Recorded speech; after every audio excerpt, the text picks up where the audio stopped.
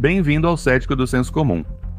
Apesar da ficção científica ter incentivado jovens a entrar nas áreas de ciência, tecnologia, engenharia e matemática para contribuir com os programas espaciais, ela fez um desserviço aos espectadores como um todo, ignorando ou descartando o assunto da gravidade artificial. Quase todo programa e filme ambientado no espaço tem viajantes caminhando normalmente nos convéses como fariam na Terra. E agora, gerações de Trekkies e fãs de Cylon esperam que o espaço seja assim, com gravidade normal e ar respirável em todas as naves e em todos os planetas classe M. Em vídeos anteriores, discutimos vários aspectos da viagem interplanetária, como a falta de gravidade a bordo de naves espaciais, os efeitos da microgravidade no corpo humano e os desafios dessas condições em relação a levar gado para Marte, por exemplo. Muitas pessoas não percebem que, sem gravidade, certos aspectos da colonização espacial são praticamente impossíveis. As aves, por exemplo, não conseguem beber água em ambiente sem gravidade. Elas não têm os músculos da garganta necessários para a peristalse, precisando levantar a cabeça para a água e comida descerem pela garganta. Diante de fatos como este, os crentes fervorosos simplesmente postulam que a gravidade artificial será magicamente fornecida de alguma forma, fazendo com que todos esses sérios problemas desapareçam. A gravidade rotacional artificial é frequentemente mencionada, pois acredita-se que será mais fácil de alcançar se alguém começar a trabalhar nisso. Se fosse fácil, já teríamos estações espaciais rotativas em órbita, pois esse conceito é considerado há mais de um século. Konstantin Tsiolkovsky escreveu sobre o uso da rotação para criar gravidade artificial no espaço já em 1903. Wernher von Braun, com a ajuda de Walt Disney, produziu segmentos de televisão nos anos 1950, delineando designs de estações espaciais em forma de rosquinha, mas até hoje não houve estações rotativas em órbita para provar sua viabilidade ou coletar dados sobre se podem fornecer um substituto adequado para a gravidade terrestre. De fato, a única adição rotativa de grande escala já planejada para a Estação Espacial Internacional, o Nautilus X, de 100 milhões, foi cancelada. Não basta uma estrutura orbital apenas girar. E tem que girar de uma certa maneira, a uma certa velocidade e com um raio grande o suficiente para manter as pessoas pressionadas contra as paredes externas.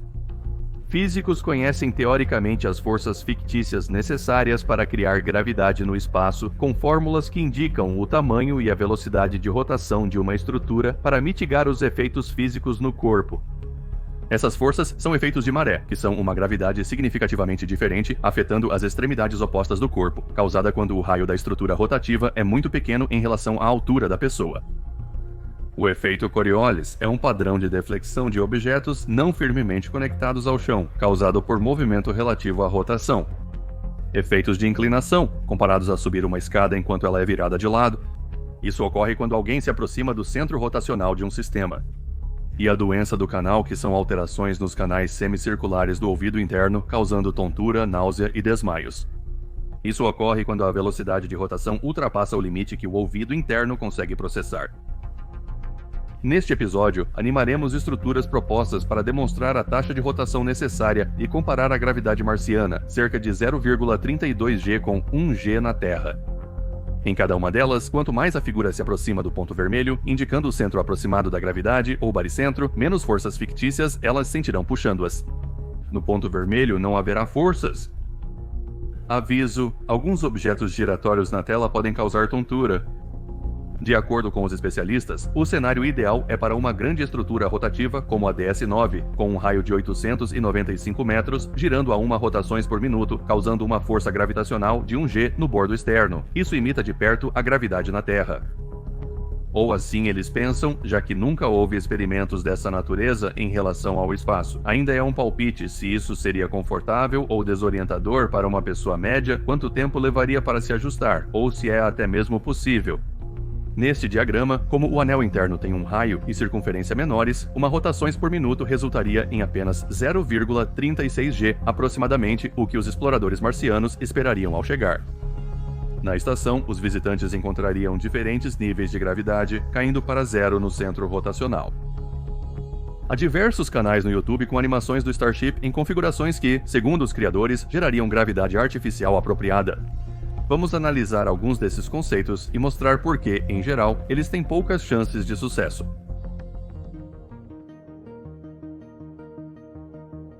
Vamos começar com essa animação do Manimus 11 no YouTube. Este clipe inteligente estende um braço com contrapeso longe da Starship, aumentando o raio do veículo ao ampliar seu perfil. Infelizmente, como você pode ver, o eixo de rotação deste exemplo ainda passa bem no centro da nave. Como resultado, as forças fictícias produzidas enviariam os astronautas para as paredes externas da nave, o que definitivamente não é ideal. Essas figuras estão em escala com um raio de nave de 4,5 metros. Este veículo deve girar quase 9 vezes por minuto para imitar os níveis de gravidade de Marte. Lembre-se das forças de maré, observe a diferença entre a gravidade que afeta seus pés versus o que eles sentem na cabeça, onde fica o ouvido interno. Essa diferença é significativa o suficiente para que apenas tocar os dedos dos pés e se levantar novamente possa causar tontura e desorientação. Para atingir a gravidade de 1G da Terra, as rotações precisam ser aumentadas para cerca de 15 rotações por minuto ou uma revolução a cada 4 segundos, amplificando as forças de maré. Se essas velocidades parecem similares, veja como elas se comparam quando sobrepostas. Aqui está outra ilustração de quão extrema seria essa taxa de rotação. Concentre-se no centro desta imagem. A 15 rotações por minuto é assim que a vista para a frente da Starship pareceria através das janelas do átrio, e pareceria assim durante toda a viagem. Se você acha que isso não te deixaria extremamente desorientado, com náuseas e desmaios, pense bem. É assim que o campo estelar parece depois que para. É bem provável que neste instante partes dessa imagem ainda estejam mexendo com você, e isso são apenas os truques visuais. Em um gráfico que representa uma zona de conforto típica, este sistema cai nesta área de desconforto. A próxima proposta, encontrada no Reddit, sugere girar a nave espacial de ponta a ponta para criar gravidade. Neste caso, o centro de rotação está no meio da nave, mas os eixos se estenderiam por toda ela, dando à rotação um raio de até 25 metros. Isso empurraria os pés dos viajantes para a ponta da nave. Isso obrigaria as pessoas na sala de estar ou compartimento de carga a andar no teto e nas paredes na direção do movimento, com pouca gravidade no centro da embarcação. O mesmo valeria para 2 naves estelares acopladas de popa a popa. Os variados níveis de gravidade no navio seriam desorientadores, causando desconforto físico e mental. Essa é a velocidade de rotação necessária para atingir a gravidade marciana. Esta é a taxa de rotação necessária para a gravidade da Terra. Quando sobrepostas, as duas taxas são muito rápidas para as pessoas funcionarem normalmente. Neste gráfico de desconfortos, é aqui que este sistema se encaixa. Outras propostas incluem a fixação de várias naves estelares a uma treliça circular central, direcionando a estrutura completa em direção a Marte. Porém, essa configuração obrigaria os viajantes a caminhar nas paredes externas do veículo, com a parede oposta servindo como teto. Este é o primeiro conceito, com o centro de rotação fora da nave, localizado no meio de um vazio central. Se os lados do sistema tiverem pesos diferentes, o centro de gravidade não será estacionário. Isso fará com que toda a estrutura oscile. Com este raio, a taxa de rotação para a gravidade de Marte seria assim. A taxa de rotação para a gravidade terrestre seria assim. E as duas taxas de rotação sobrepostas ficariam assim. E é aqui que esse sistema se encaixa no nosso gráfico de desconfortos.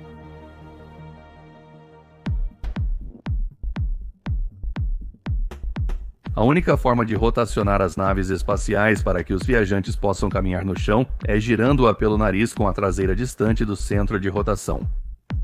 Por que o design da nave deve ser assim? Quando o veículo pousa na Lua ou em Marte, ele será o habitat principal para os viajantes na superfície, não há como evitar.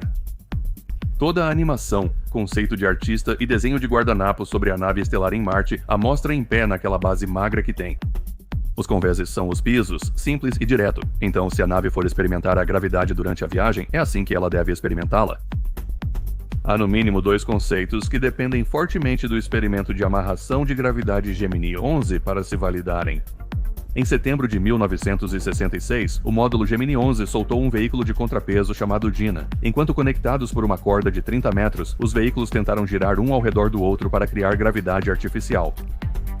Como você pode ver nas fotos da NASA, a corda não foi mantida esticada quando foi desenrolada, nem poderia ser mantida esticada sem disparar os propulsores laterais, e a soma total de gravidade que eles conseguiram alcançar foi de 0,00015 G. Se a gravidade fosse uma partícula, em comparação com a gravidade na Terra, seria cerca de 150 partes por milhão, o que provavelmente é considerado uma anomalia estatística. Este sistema também não tinha nenhum objeto no centro rotacional para se estabilizar, nada de onde se estender em ambos os lados para garantir uma rotação estabilizada. O maior problema é usar esse tipo de corda. A gravidade é causada pela atração entre objetos. Se isso ocorrer no vácuo e o outro objeto não estiver fixo, ele será simplesmente puxado junto. Isso cria folga no sistema, que deve ser compensada, e a única maneira de fazer isso com foguetes no espaço é com propulsores. Assim, as duas naves, ao girarem uma ao redor da outra, precisarão acionar constantemente seus propulsores para puxar contra a outra. A capacidade de carga da Starship já está muito limitada, tornando improvável a inclusão de tanques de combustível extras necessários para queimar propulsores durante toda a viagem. Além disso, se o propulsor de qualquer um dos veículos falhar, esse sistema se torna instantaneamente instável e inútil. Veja uma ilustração disso.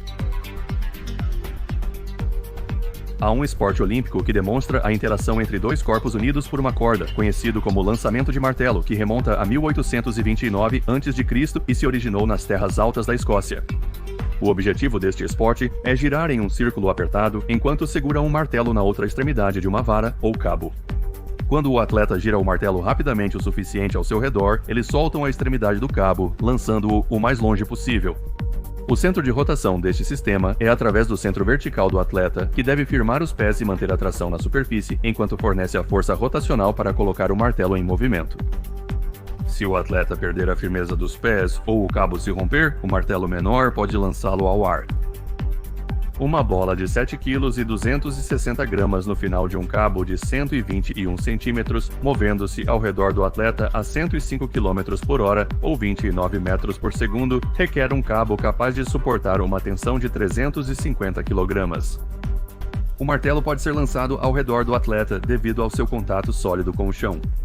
O eixo de rotação deste sistema passa pelo centro do atleta. O martelo gira ao redor do atleta, que quase não muda de posição. No sistema de amarração proposto entre as naves espaciais, nenhuma delas está fixa, então o centro de rotação seria um ponto móvel e sem massa ao longo da amarração, conhecido como baricentro, contra o qual ambos os satélites estariam puxando. Outro aspecto de tal sistema que precisa ser mencionado é como ele realizaria correções de curso ou evitaria objetos. Uma vez escolhido o vetor, parece improvável que possa ser alterado enquanto as naves estiverem nesta configuração. E como você conseguiria avançar neste sistema de qualquer forma? Outro vídeo no canal Small Stars do YouTube apresenta uma proposta que tenta abordar falhas no sistema de amarração. Desta vez, usando uma rede de treliça estendida entre as naves de outra nave estelar. Este veículo central estenderia uma treliça para as outras naves, dando ao sistema um centro de rotação dentro do veículo. As três naves se interligariam e começariam a se mover em direção a Marte, angulando as externas nos suportes. Ajustariam para uma segunda configuração e, avançando, girariam novamente com os narizes das rotativas voltados para o veículo de propulsão. Isso permitiria aos viajantes caminhar no chão após serem sacudidos pelas diferentes mudanças de orientação. Este sistema registra múltiplas falhas no sistema de amarração. Não são necessários propulsores contínuos para manter uma linha de conexão apertada. O centro rotacional está localizado dentro de um veículo motorizado e exige que os veículos externos tenham exatamente o mesmo peso. O raio proposto do sistema de trançado até o convés da escotilha é de 100 metros. O jugo em cada extremidade adicionaria cerca de mais 50 metros ao total, então estamos olhando para usar cerca de 300 metros de trançado com uma bitola robusta o suficiente para segurar uma nave estelar totalmente carregada enquanto gira a 31,5 metros por segundo no convés da escotilha e 41 metros por segundo na cauda. Para comparação, no lançamento do martelo, a bola de 7,26 kg se move a cerca de 26 metros por segundo e o cabo precisa suportar 350 kg de tensão sem quebrar. Julgando a medida do treliçado em relação à largura da nave estelar, este modelo está usando um treliçado do tipo caixa com aproximadamente 1,75 m de largura. Com capacidade de carga de 100 toneladas e 300 metros de treliça, o peso máximo absoluto desses membros seria de 300 kg por metro, ou 75 kg por face da treliça em caixa. Comparemos isso com o treliçamento usado na indústria do entretenimento. Esta treliça de alumínio leve do Alibaba pesa 7,50 e 1 kg por metro e tem 29 cm de largura. Para fazer a largura e altura de 1,75 m, multiplique esse peso por aproximadamente 36, e isso dá um peso de 270 kg por metro. O aço é 2,5 vezes mais denso que o alumínio, então a mesma estrutura em aço pesaria 675 kg por metro. O aço é mais forte que o alumínio e pode segurar melhor os veículos rotativos na extremidade da treliça, mas ultrapassa muito o limite de 300 kg por metro. Esses exemplos de alumínio são treliças leves para manusear luzes teatrais e voar alto-falantes em concertos. Se a bitola necessária para a Starship precisar ser aumentada, o veículo central excederá sua capacidade de carga, sem considerar conexões, maquinário de montagem, fontes de energia ou peças de reposição. Portanto, uma treliça de iluminação de alumínio leve com tais dimensões quase atinge o limite de carga deste veículo, e a mesma estrutura em aço demandaria o dobro da capacidade. Em suma, o veículo central não conseguirá levantar essa quantidade de treliça para a órbita. O gráfico que mostra uma zona de conforto típica, este sistema cai nesta área de desconforto. Aqui vai uma sugestão para os fãs de Kerbal. Mesmo sem usarmos o programa para modelagem, talvez você possa simular isso, relatar os resultados e enviar o link do vídeo. Teremos prazer em compartilhá-lo. Em um cenário de viagem a Marte, é possível que a estrutura de conexão de um sistema rotativo, seja por cabo ou treliça, se rompa repentinamente. As naves seriam lançadas para longe de sua trajetória, cambaleando pela perda instantânea da gravidade, possivelmente nos 3 eixos, dependendo da rapidez da ruptura. Um cenário em que a treliça pode se romper é durante a correção de curso, onde o veículo central faz uma queima de correção, causando flexão na treliça, a ponto de se romper em qualquer um dos pontos de falha ao longo do comprimento. E se isso acontecer, seria bom saber as chances de conseguir recuperar a nave e se há um ponto de não retorno nesse cenário. Um caos geral se instauraria na nave, pois tudo e todos a bordo seriam subitamente submetidos à ausência de peso. A tripulação da ponte deveria estabilizar a nave e tentar realinhá-la com o vetor de aproximação. A questão é quão rápido eles poderiam se recuperar, quanto combustível seria necessário para recolocar a nave no curso e se ainda haveria combustível suficiente para essa manobra e para o procedimento de aterrissagem. Seria interessante ver se a situação enfrentada pela tripulação e convidados a bordo da fictícia nave estelar Avenue 5, que a fez se perder no espaço, é baseada em astrofísica real, porque a variação que sofreram foi mínima, mas o efeito foi extremo. O maior problema ao pensar sobre gravidade artificial é acreditar que qualquer coisa que gire tem gravidade, sem considerar a direção das forças, o tamanho necessário das estruturas e a velocidade de rotação. Talvez agora, após essas demonstrações, todos possam ser mais realistas ao falar sobre gravidade artificial. Obrigado por assistir a este episódio do Cético do Senso Comum. Durante a produção deste episódio, a NASA e a United Launch Alliance pousaram com sucesso o Perseverance na cratera G0 em Marte. Espero que você tenha visto a transmissão ao vivo da NASA e algumas das imagens em 4K que o Percy enviou da superfície de Marte. Devido às sugestões repetidas, estamos agora ao vivo no Twitter em CS Skeptic. Siga-nos no Instagram e apoie nossos episódios através do Patreon em patreon.com/TheCommonSenseSkeptic. Você também pode nos apoiar curtindo, compartilhando nossos vídeos e se inscrevendo para saber quando o Common Sense Skeptic retornará.